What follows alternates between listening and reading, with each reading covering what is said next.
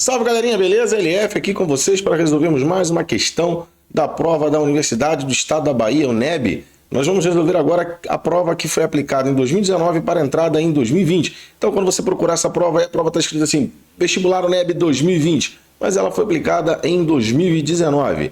Beleza, galera? Então, você que está estudando aí para essa prova que vai ser aplicada agora, essa especialmente vai ser aplicada em 2025, para a entrada também em 2025.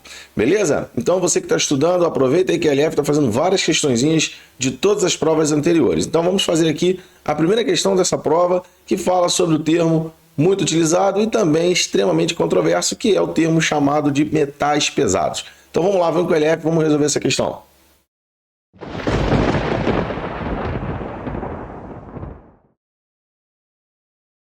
Salve galera, vamos lá, vamos fazer essa questãozinha aqui, LF, com vocês, resolvendo as questões da UNEB. Agora nós estamos fazendo a prova 2020, né, aplicada no ano anterior, 2019. Então ele fala aqui nesse texto, galera, sobre metais pesados. Tá? Ele diz que o termo é muito controverso, porque eu não vou ler o texto todo, se você quiser dar uma pausa, você pode ler o texto todo. Tá? Ele fala que o mais importante aqui desse texto é essa partezinha final aqui que eu vou destacar para vocês, ó. Ele diz aqui que nesse artigo, né, que ele tirou isso aqui de um artigo, ele diz assim: aqui sugere uma definição mais abrangente do termo metal pesado, com metais que ocorrem naturalmente com o número atômico. Isso aqui sai um 2, mas é um Z, tá? Eu vou até substituir aqui. Isso aqui, ó, é Z. Número atômico Z maior do que 20 e densidade elementar maior que 5 gramas por centímetro cúbico. Ele diz que o termo é muito controverso porque o metal pesado ele está sendo o peso aí, né, o ser pesado pode ser o que? A densidade, pode ser o número atômico, pode ser o número de massa. Então, enfim, isso fica muito controverso. Então, ele sugere no texto, né, tanto que esse termo, galera, ele vem sendo substituído, tá? Ele não vem substituído, não, na verdade ele vem sendo, ele está deixando de ser utilizado, o termo metal pesado, tá bom?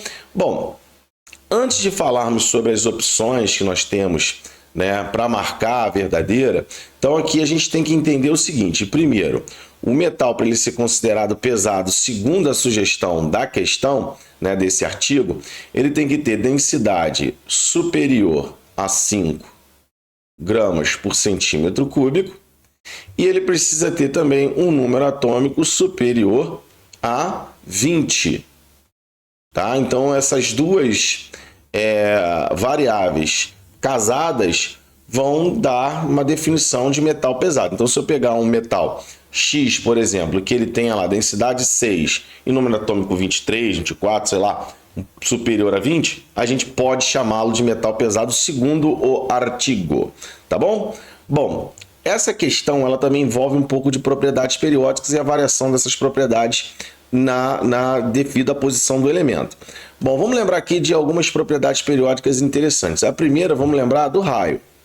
O raio é a distância entre o núcleo até a última camada desse átomo, né? No caso aqui ele está sendo representado por um elemento, mas a gente pode dizer que é a distância do núcleo até a última camada, que a gente chama de camada de valência. Mais uma dica interessante aqui do LF: valência está relacionado à ligação. Então, a última camada é chamada de camada de valência porque ela é responsável pela ligação química, tá bom? Bom, por isso que às vezes a gente tem um elemento que faz uma ligação, a gente chama de monovalente. Bom, enfim, galera, o raio ele varia da seguinte forma: num grupo, lembrando que o grupo são essas linhas verticais. Então, num grupo, o raio varia da seguinte forma, ó, vou destacar aqui um grupo. No grupo, o raio varia aumentando nesse sentido aqui, ó. Então, aqui o raio aumenta em função do aumento do número atômico. Em função do aumento, vou botar assim, ó, aumento de Z. Então, quando a gente está aqui, ó, o número atômico está aumentando. A gente está saindo aqui, ó, de berílio 4, magnésio 12, cálcio 20, estrôncio 38, bário 56 e rádio 88. Então, o número atômico está aumentando, logo o raio também vai aumentar. Beleza? Porque está aumentando o número de camadas. Bom, já num período, o raio, ele para essa posição aqui, ó, ele vai diminuir. Então, o raio aumenta no sentido contrário. Então, num período, o raio diminui com o aumento do número atômico. Beleza? Então o raio vai diminuir, por quê? Porque quanto mais carga positiva dentro do núcleo, maior vai ser a atração desse núcleo para com a última camada. Lembrando que como esses elementos estão no mesmo período, a gente não tem um aumento no número de camadas, todos eles possuem o mesmo número de camadas. Vale ressaltar que camada é o nível de energia com pelo menos um elétron, tá? Lembrando que todos os átomos possuem 7 níveis, mas nem todos possuirão 7 camadas. Então, o número de camadas está restrito à quantidade de elétrons. Então, essa galera aqui que eu peguei, por exemplo, do terceiro período, todos eles possuem 3 camadas. E aí, o acréscimo de número atômico no núcleo não vai acrescentar mais camadas. Logo, esse núcleo vai exercer uma força de atração maior em relação aos que têm um número atômico menor. Então, por exemplo, o sódio tem um número atômico menor do que o magnésio, do que o alumínio, do que o silício, do que o fósforo, do que o enxofre, o cloro e o argônio. Então, conforme vai aumentando o número atômico, a força de atração vai aumentando, então o raio vai diminuindo.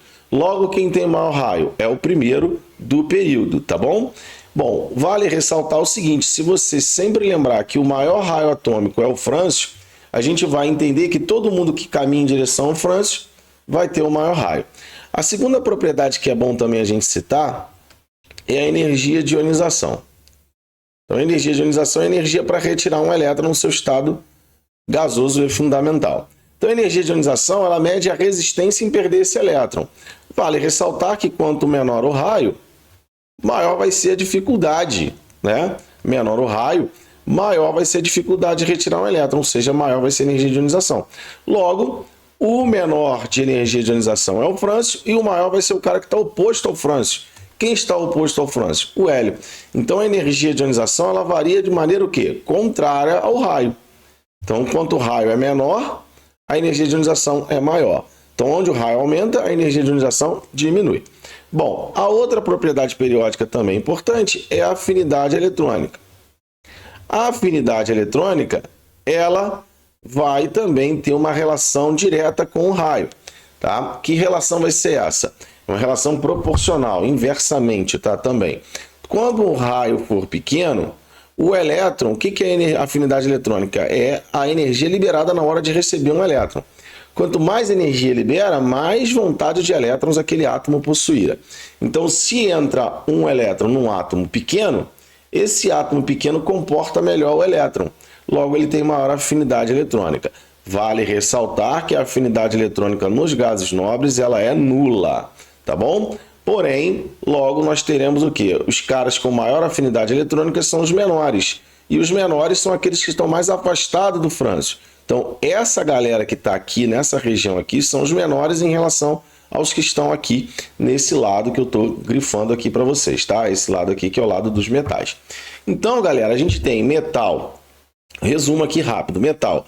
Os metais tendem a ser maiores, tendem a ter menor afinidade eletrônica e menor energia de ionização. Então, tendem a formar cátion. Os ametais tendem a formar ânion porque são menores, têm maior afinidade eletrônica e é difícil tirar elétrons.